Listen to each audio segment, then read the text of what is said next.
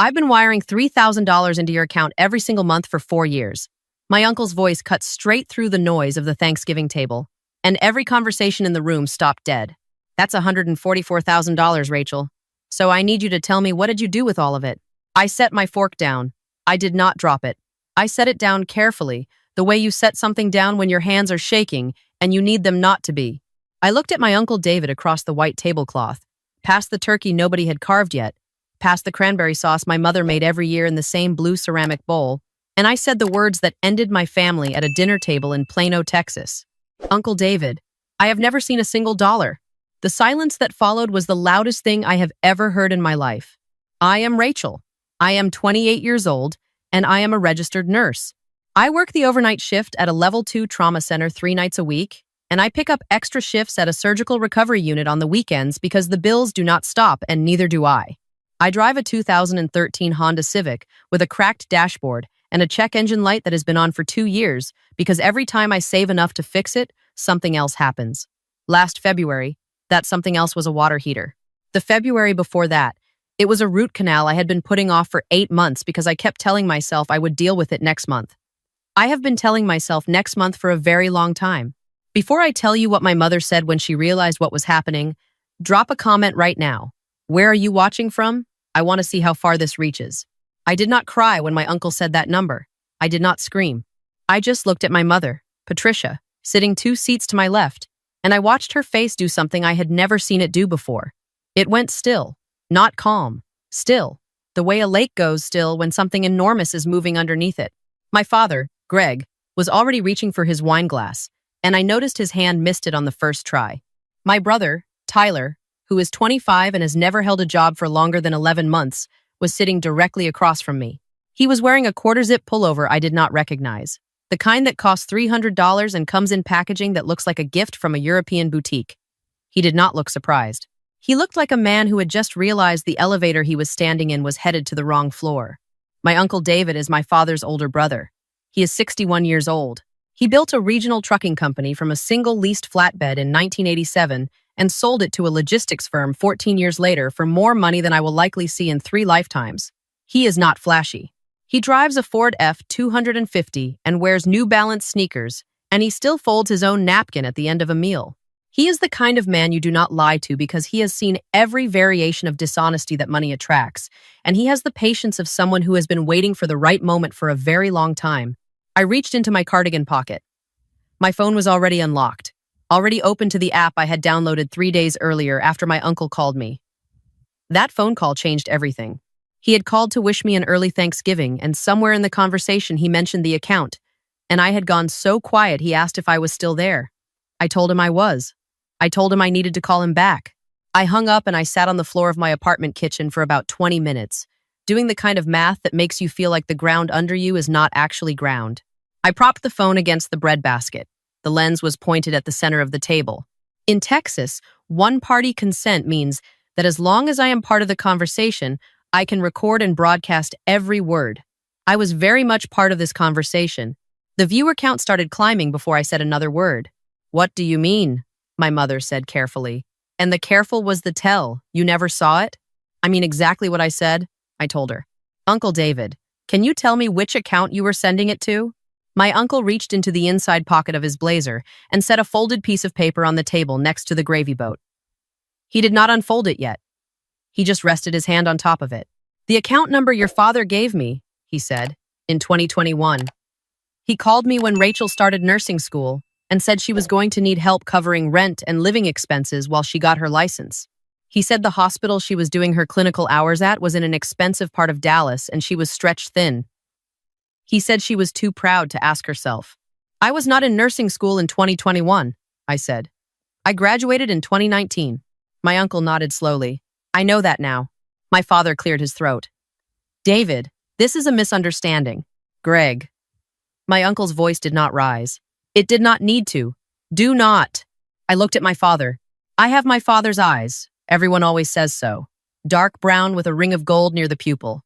And right now, his eyes were doing the thing they do when he is calculating. Not panicking, calculating. My father is a regional sales manager for a medical device company, and he is very good at reading a room and adjusting. He was adjusting right now. I could see it happening in real time. We were helping her, he said, pivoting. David, you know Rachel. She is terrible with money. She always has been. You remember when she was in college and she maxed out that credit card? I maxed out that credit card buying textbooks, I said, because my financial aid didn't cover the lab fees and you told me to handle it myself. You also bought concert tickets, my mother said. I bought one concert ticket for $22. I was 19. 60 viewers, 120. The number ticked up faster than I expected. The point, my father continued, his voice finding the smooth register he uses in sales presentations, is that we were managing Rachel's finances responsibly on her behalf. We were putting that money somewhere it would actually do some good, somewhere it could grow, instead of letting her spend it on. On what? I asked. What exactly was I going to spend it on? He paused, just a half second. But I caught it. Shoes, my mother said. Vacations. Things you don't need. Rachel, you know you are impulsive. We were protecting you. I looked at her wrist. She was wearing a bracelet I had not seen before, something gold and delicate with a small clasp that caught the light when she reached for her water glass. I looked at it for about 4 seconds and she noticed, and she lowered her arm under the table, and that was when the math started clicking into place, the same way it always does for me, when I am assessing a patient, and the numbers start telling a story the symptoms haven't gotten to yet. I am a nurse. My job is to look at what is presenting itself and understand what is actually happening underneath. I have been doing that with patients for 6 years. I had apparently been failing to do it with my own family. I thought about the summer 2 years ago when my Civic's transmission started slipping, and I called my mother in tears because the estimate was $2,400 and I had $1,100 in my checking account and rent was due in 8 days. She told me she was so sorry. She wished she could help, but they had just had to replace the HVAC system and things were tight. She told me to look into payment plans. I took out a personal loan at 14% interest and I am still paying it back. I take 2 buses to the hospital on the nights my car is acting up, and I stand at the bus stop at 4 a.m. in scrubs in December, and I have told myself, for 2 years, that this is just what building your life looks like. I thought about Thanksgiving 3 years ago when I mentioned, just once, just in passing, that I had been looking at 1-bedroom apartments closer to the hospital to cut down on my commute, and my mother said that was a wonderful idea and asked if I had enough saved for a deposit. I said not yet. She said to let her know if I needed help. I said I would. She never brought it up again, and neither did I, because I am too proud to ask more than once. My uncle was right about that part, at least. I thought about my brother Tyler, sitting across from me in his $300 quarter zip, who has had a new car every 18 months since he was 22, who took a 10-day trip to Lisbon last spring to, quote, explore European startup culture, who just moved into a 2-bedroom apartment in the uptown neighborhood of Dallas that rents for $2,200 a month, and who has not had a verifiable source of income since leaving his last job at a tech startup that dissolved without warning in the spring. I looked at Tyler now. He was looking at the centerpiece, a cluster of small orange pumpkins my mother arranged every year, and he was doing the thing he does when he is uncomfortable, pressing his thumb into the side of his index finger over and over. Tyler, I said, how much did they tell you? He looked up. And here is the thing about my brother that I have always known and never said out loud. He is not malicious. He is weak. There is a difference, and it matters. He is the kind of person who takes what is handed to him without asking where it came from, because asking requires a courage he has never had to develop. Rach, I didn't know the exact. How much? I said. He pressed his thumb into his finger again. They said it was a family fund, for both of us. They said David had set it up for the family. Tyler gets an allowance, my father said quickly, as though this reframing would help anything. It's modest. It's for his entrepreneurial development. His what? I said. His business education. His networking. You know how competitive it is for young people trying to break into. I work 4 nights a week in a trauma bay, I said. I have not taken a vacation in 3 years. My car has had a check engine light on since Joe Biden was in office. I have student loans from a degree I paid for entirely myself. And Tyler's entrepreneurial development is funded by money my uncle sent for me. My mother's jaw tightened. You're being dramatic. 450 viewers. There is a specific kind of clarity that comes with working trauma nursing. You stop flinching. You stop letting your emotions run ahead of your assessment. When a situation is bad, you do not react to how bad it is. You move to the next step, and the next, and the next. I had gone into that mode sometime between my uncle saying $144,000 and my mother saying, "You're being dramatic." And I was very calm now, the way the hospital gets calm at 3 a.m. when something serious is happening and everyone who belongs there knows exactly what to do. "You want to explain to me?" I said. "What you did with it?" My mother sat up straighter. "I have seen this before too, this gathering of posture, this smoothing of tone." She spent 20 years as an office manager for a dental practice, and she has a very specific register she uses for difficult conversations. Clipped and reasonable, the way you talk to someone who is being unreasonable. "Rachel, we did not steal from you. That is an absurd thing to say. We managed an asset on your behalf, the way parents do, the way families do, because you were not equipped to handle a sum of that size responsibly. David means well, but he doesn't know your spending habits. We do." "What asset?" I said. "Where is it?" She paused. The pause was very small, the size of a confession. "It's in real estate," my father said. "An investment property. We've been building equity." "Whose name is it in?" Another pause. "Greg," my uncle said. "It's in the family trust," my father said. "There is no family trust, Greg," my uncle said, and his voice had changed now. The patience still there, but harder underneath it, like patience that has made a decision. "There is an LLC that you registered in 2021. 3 months after I started the wire transfers, and that LLC purchased a rental property in McKinney, and it has been generating rental income for 2 years that has been deposited into an account that Rachel has no access to and, until 3 days ago, no knowledge of." The table went very, very quiet. My mother made a sound, something between a laugh and a scoff, the kind of sound a person makes when they are deciding between two bad options, fight or minimize, and she chose minimize. "David, you don't have the full picture?" "I hired a forensic accountant," my uncle said. "I have had the full picture for 6 days." He unfolded the piece of paper. Then he reached back into his jacket and pulled out a second document, this one several pages, folded together.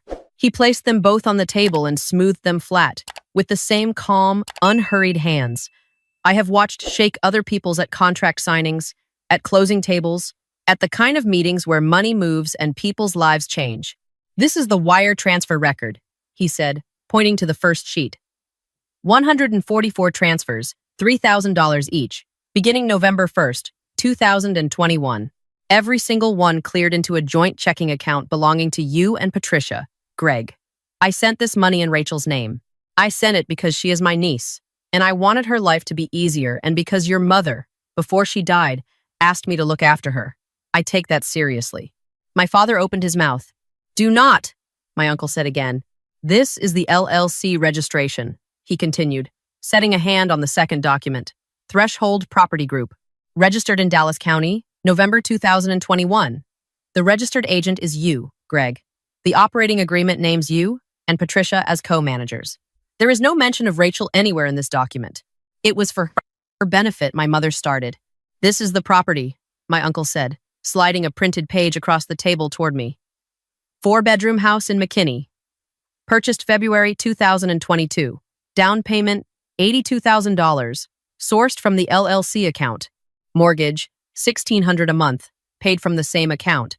Rental income averaging $2,100 a month for the past 26 months. I looked at the address.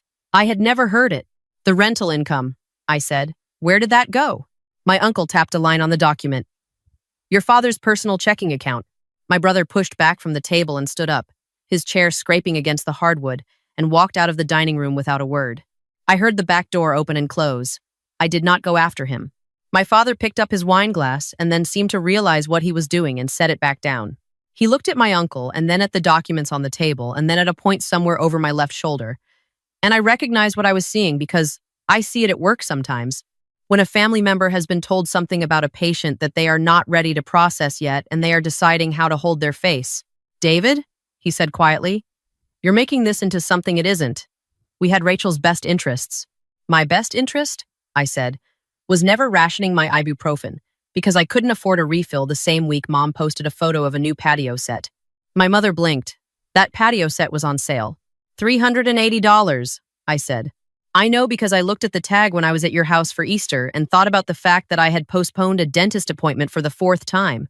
You have dental insurance through the hospital, with a $600 deductible that I did not have."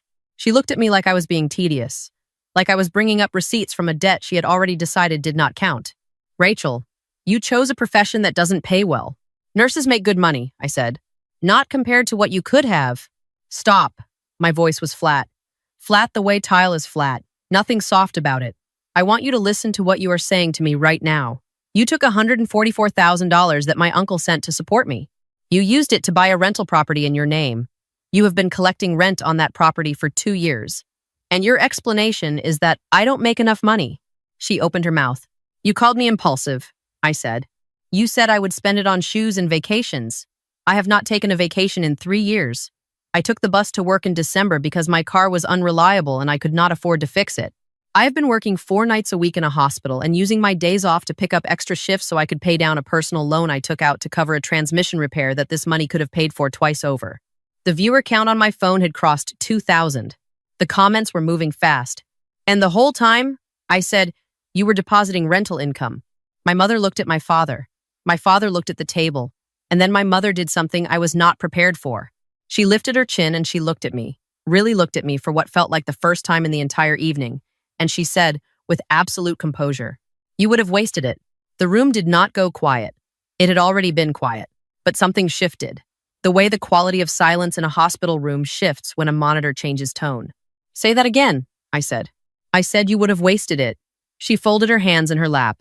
Rachel, I love you. I have always loved you. But you are practical. You are sensible. You are good at what you do. And you will always be fine, because that is who you are. You don't need investment. You don't need capital. You need a salary, and you have one. I needed to not take 2 buses to work in December. Tyler, she continued, as though I had not spoken. Tyler has potential that requires cultivation. Building something takes resources. You know that. You are smart enough to understand that some people are positioned for impact and some people are positioned for stability. And both are valuable, but they require different levels of support. I stared at her. You are positioned for stability, Rachel. That is not an insult. It is an assessment. It's a theft, I said. What you just described is a theft. It's an allocation, she said. Family resources go where they generate the highest return. 7,200 viewers. There are moments in a trauma bay when the body of the patient tells you something the chart hasn't caught up to yet. The numbers look one way. The person in front of you looks another. And you have to make a call about which one is telling the truth. I had been looking at my family through the lens of the chart for a very long time. I had been reading the numbers they handed me. The occasional gift card at Christmas. The, we're so proud of you when I passed my boards. The, of course we'll help you when you need it. We're family. And I had not looked at what was actually in front of me. Because looking is sometimes the most frightening clinical decision you can make. My mother believed this. That was the part I was still processing. She was not panicking the way my father was. She was not shifting and recalculating. She was explaining her reasoning with the serenity of someone who has held this belief for a long time and has never once had to defend it to anyone. You bet on Tyler, I said. We invested in potential, she said. With my money. With available resources. That is the same sentence. Rachel. No. I picked up my phone and turned it so she could see the screen. The viewer count was climbing fast. The comments were a blur, but I caught enough. Who does this to their own daughter? She deserves everything. Destroy them. I want you to understand what is happening right now. This is a live stream. I started it when we sat down. There are currently 9,000 people watching this conversation. And that number is going up. My mother's composure cracked for the first time. Not dramatically. A hairline fracture at the corner of her eyes, a tightening around her mouth. You recorded this without one-party consent state, I said. I am a party to this conversation. My father stood up fast enough to knock his water glass, and my uncle's hand shot out and caught it without looking. A reflex that impressed me even then. Rachel, turn that off right now. I will not. I will not ask again. You are not in a position to make requests, I said. Sit down, Dad. He did not sit down, but he did not come around the table either. He stood there with his hands open at his sides, a man who has spent his career in conference rooms learning when to push and when to hold, and right now he was holding because he did not know how hard the ground had shifted. My uncle had not raised his voice once. He had not needed to. He opened the folded documents again and laid a third page on top. This is a demand letter, he said. It was filed this morning by my attorneys with the Dallas County Civil Court. It requests immediate title transfer of the McKinney property to Rachel on the grounds that the funds used to purchase and maintain that property were transferred under fraudulent pretense and misappropriated from their intended beneficiary. A constructive trust argument.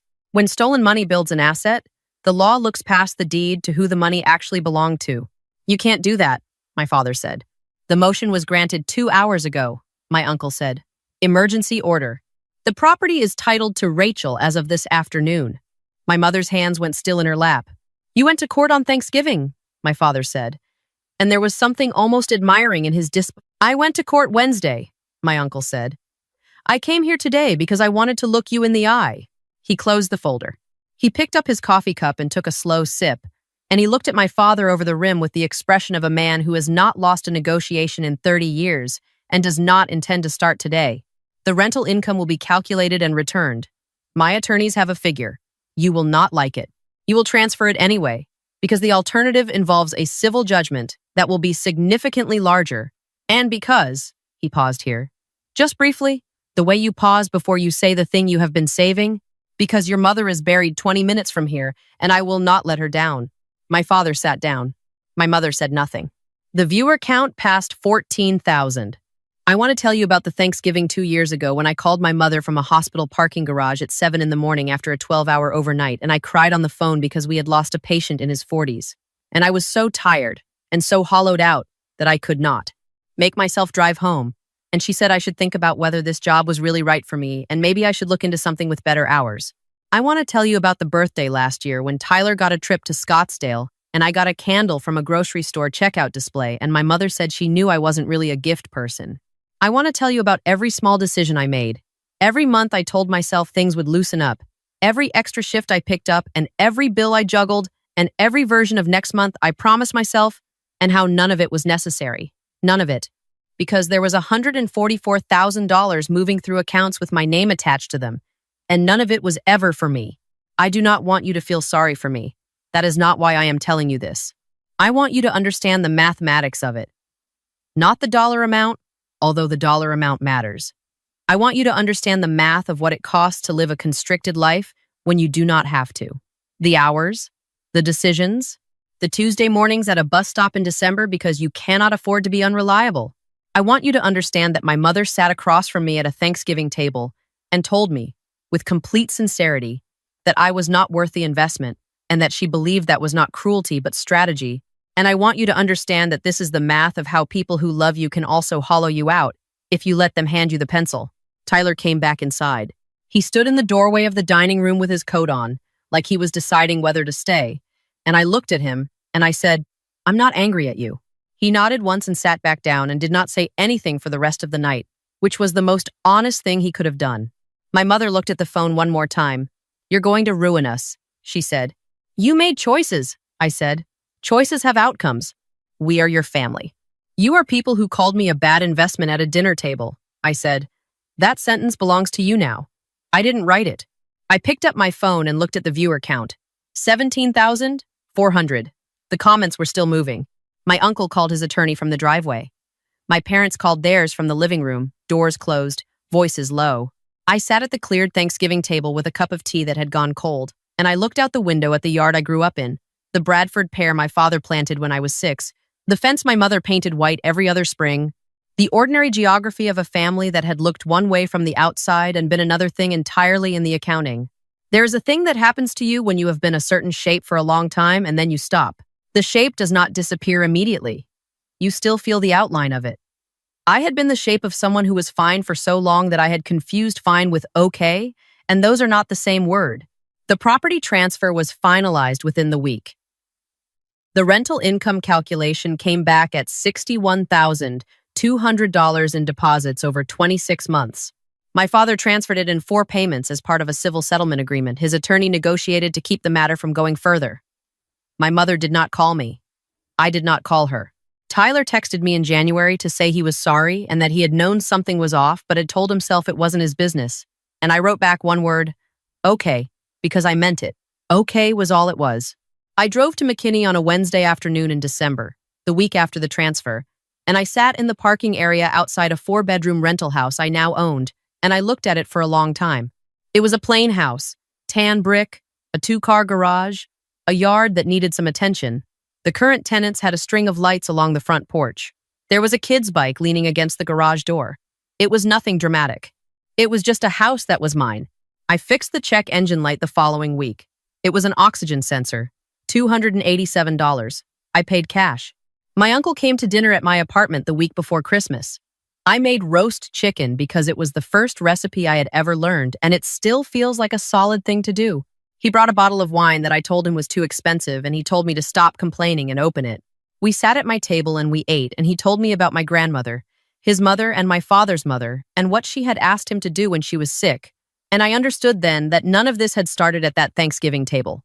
It had started years before, in a hospital room with a woman who loved her grandchildren and trusted the wrong people to carry that love forward. I raised my glass. He raised his. "She would be proud of you," he said. I thought about the bus stop in December, the root canal I kept putting off, the Tuesday mornings when I chose the electricity bill over the grocery run and told myself this was just what building your life looked like.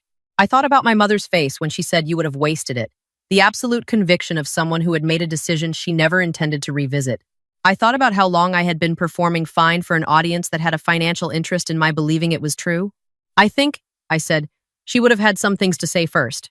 My uncle laughed. We finished the wine. People say that blood is thicker than water, and maybe that is true, but it does not mean that blood is always clean. Some families are built on love, and some are built on convenience, and some are built on the careful management of who gets what and who is told to be grateful for what they receive. You can love people and still take from them. You can smile at Christmas and write someone's stability into a business model. You can raise a daughter and decide, at some point along the way, that she is infrastructure rather than investment. I am 31 days from paying off the personal loan I took out for the transmission repair. I am not performing fine anymore. I am, for the first time in a very long time, actually okay.